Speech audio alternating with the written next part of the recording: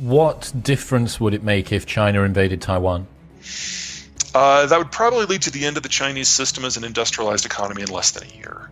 It's an open question of whether or not the Chinese could pull it off. And with the Ukraine war, we finally got some good signposts of what it might look like.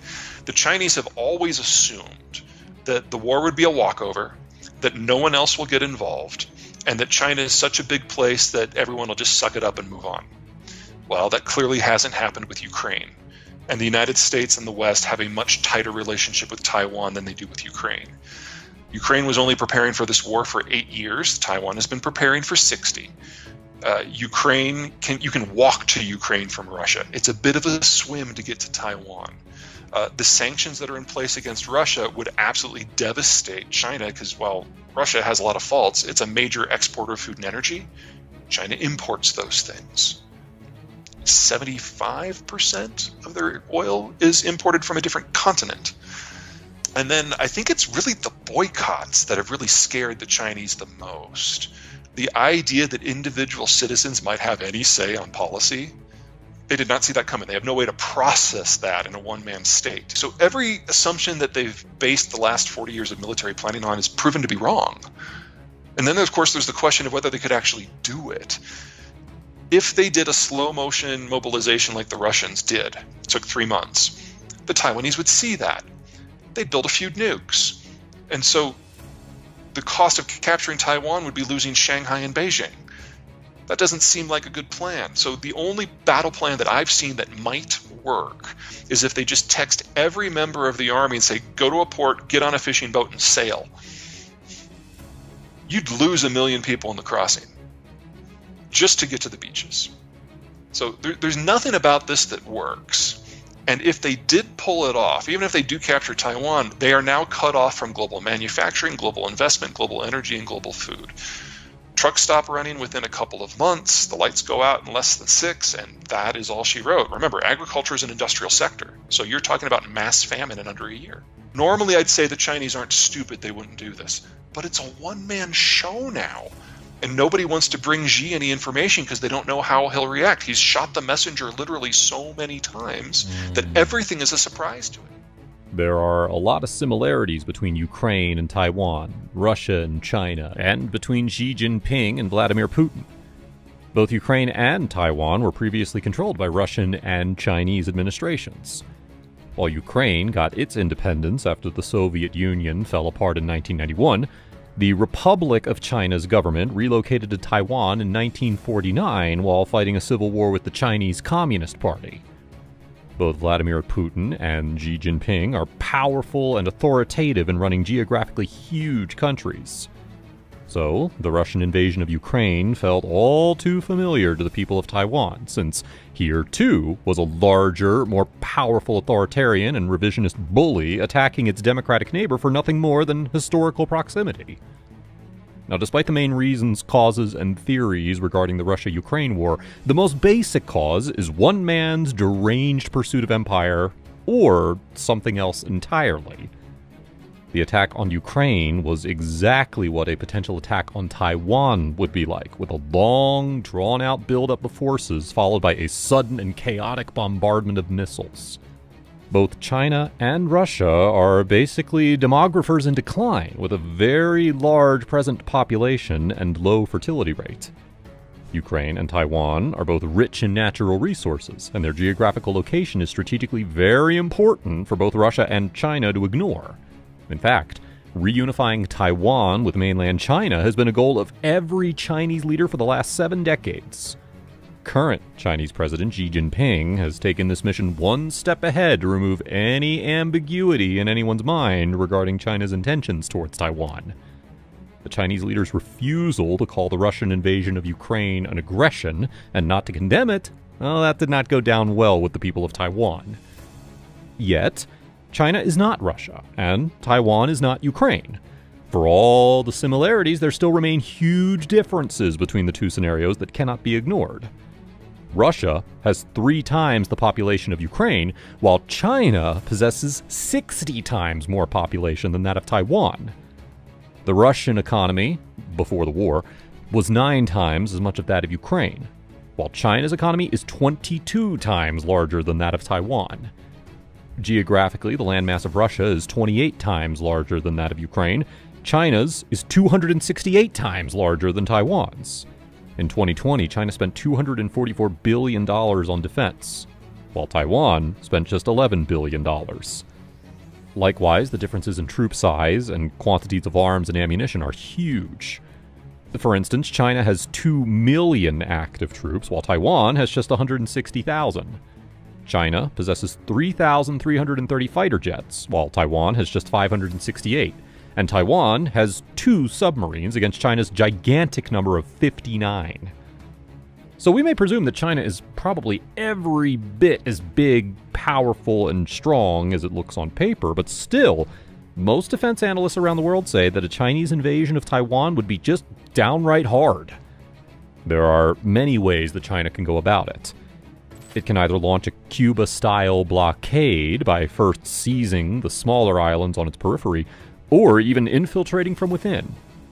Yet the most likely sequence of events would be as follows. First would be the Chinese bombardment of important and vital Taiwanese infrastructure, e.g. ports, airports, and bases, so as to cause large-scale chaos, confusion, and a breakdown in the chain of command. Second, China would attempt to establish air superiority, meaning control of the skies, and therefore cover for what may come next. Now, as proved in the Russia-Ukraine conflict, this is much harder than it sounds, even for a more powerful and substantially larger attacker. Still, up to this point, China could quickly cause serious and irreparable harm. The third step would be when the People's Liberation Army would be tested to its core, because amphibious attacks are no walk in the park, even in the best of conditions. Generally speaking, this form of war requires 3 prerequisites to be successful, namely air superiority, overwhelming fire and manpower advantage or surprise, and the ability to quickly reinforce. Now, every battle's different, but historical records prove that countries who have overpowered their opponents on the battlefields had all of these 3 mentioned advantages. In the vast majorities of the conflicts in history, the absence of any one of these factors led to failure. Russia has struggled in Ukraine despite sharing borders with it, whereas Taiwan is located at a considerable distance from mainland China, signifying the fact that one of the basic factors that matters in wars for attacking party is a geographically challenging environment. War pictures of Ukraine mostly show trees, grass, and tractors with some mountains, but the coastal areas of Taiwan are much trickier. Although there are mud plains and coastal rice paddies, the invading troops would soon have to tackle 2,000 to 3,000 foot peaks within the artillery distance of the shoreline. In between are fairly populous urban areas. If, for example, we take the general ratio of advantage of 2 to 3 attackers per defending troop, Taiwan's tall and irregular coastline would multiply this fraction several times over to about 24 attacking Marines per 8 defending troops. The U.S. military knows this fact all too well. In the Second World War, the U.S. once seriously considered attacking the then Japanese-controlled Taiwan, but only going so far as drafting plans for Operation Causeway. The U.S. Marine commanders estimated that in order to overtake a patchwork of 30,000 starving Japanese soldiers, an insane amount of about 400,000 Marines and 4,000 ships would be required. Thus, the U.S. military found the idea too risky and opted for the Philippines instead, referring to Taiwan as an unsinkable aircraft carrier.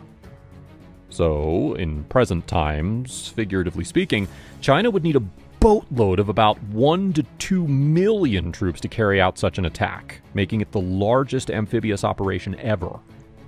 This would be the ultimate challenge for the People's Liberation Army in terms of logistics, because in war, moving around that much of a quantity of troops simultaneously is no easy task. Even if China opted to move around only troops with no armor or tanks, 30,000 is all they could manage at a time, and this counts for only 3% of the total PLA active ground force troops. Thus, this hypothetical operation has been nicknamed the Million-Man Swim. If China ever went ahead with such an attack, it would not be as sudden as that on Ukraine. Experts believe that the world would have no fewer than 30 and up to 60 days of warning before the actual war began, giving Taiwan a full 1 to 2 months to make itself as impenetrable as possible by laying mines, staging weapons, and repositioning critical infrastructure. Now, experts believe that the time of the year that China can make this offensive move is also pretty predictable, because waves are usually too strong in the winters, while typhoons are problematic during the summers, which leaves behind only 2 months, either April or October. Likewise, from where can and will China launch its attack, that can also be predicted. There are only about 13 beaches in all of Taiwan suitable for landing. Taking any one beach, for example, although the invaders would be welcomed by about a mile of flat land, they would soon be confronted by 2 large mountain ranges. This would also be PLA soldiers and generals' first-hand experience with real combat, as China hasn't fought a single major war for more than 40 years, ever since 1979, when it invaded Vietnam and was quickly forced to retreat. China now faces the enormous challenge of occupying an island of 23 million people, most of whom hate it. A military doctrine suggests a 1 to 10 ratio of soldiers to population for successful counterinsurgency operations, which, on paper, would require leaving behind the entire PLA, leaving no one for anything else.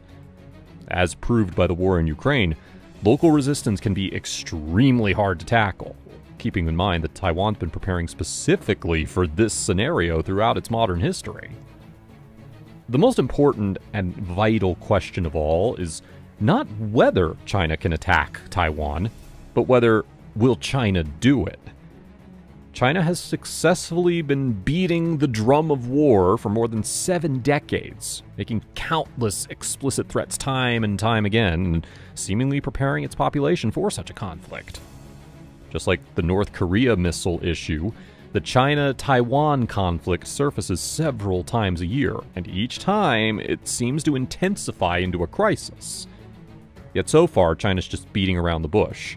It really hasn't followed through with any of its threats, or bluffs as it's considered by many in Taiwan. So whenever the Chinese jets make mock attack runs towards Taiwan, it's often the Americans and not the Taiwanese public who panic. Just like democracies in the US, it's often said that each party needs the other, because if either party was given too much power for too long, it would have to deliver on too many promises made to the general public, many of which it never intended to fulfill. But now, it would have no excuses or scapegoat to blame if it failed to deliver. Similarly, in autocracies like China, the enemy's not the opposing party, as there is none, but rather some humiliating national issues which are manufactured by Chinese government officials themselves. Taiwan, the island, has never been ruled by the Communist Party. The framing of Taiwan is a source of shame for China, and that it could only be complete after the so-called reunification, and this perception is totally artificial. So, China chooses this version of history to match its needs. Chinese citizens are made to believe that their country could easily take over Taiwan in a day, constantly being reminded that they're under threat from the U.S. carrier group sailing through the Taiwanese seas. There are video games showing valiant Chinese soldiers roaming through the streets of Taipei, and the Chinese people firmly believe in it. This mixture of shame, patriotism, and thirst for conquest is what makes the Chinese government win its people over. In short, China uses Taiwan as a button, which is pressed when things at the homeland are not going so well, so as to not only distract both local Chinese and foreigners, but also to stoke nationalism. But this still does not rule out the actual chances of invasion of Taiwan by China. The danger for China is that it can easily become unnecessarily dependent on this Taiwan issue.